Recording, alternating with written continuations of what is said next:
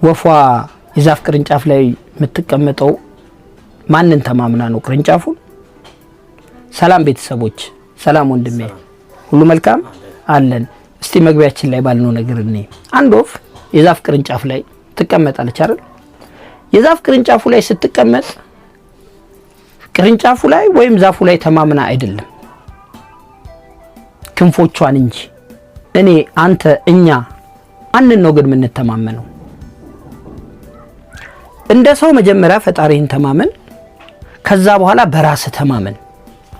ልክ እንደ ወፏ ዘመድህ፣ ቤተሰብህ፣ አጎትህ፣ ባለስልጣንህ፣ ገንዘብህ እነዚህን አትተማመን።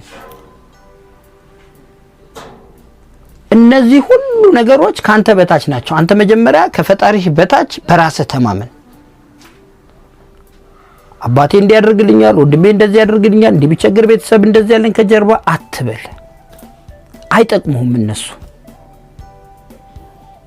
በራስ ስትተማመን፣ በራስ አደርጋለሁ ስትል ከፈጣሪህ በታች የምትፈልገውን ነገር ሁሉ ታሳካለህ። ሰው ላይ ከተንጠለጠል አንድ ቀን እንደ ቅርንጫፉ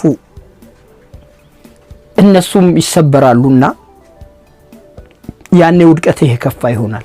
ነገር ግን እንደ ወፏ ቅርንጫፉ እንኳን ቢሰበር በክንፎቿ ስለምትተማመን ከፍ ብላ ትበራለች። ወዳጄ ከጠቀመህ ለሌሎቹ እንዲደርስ አድርግ። አመሰግናለሁ።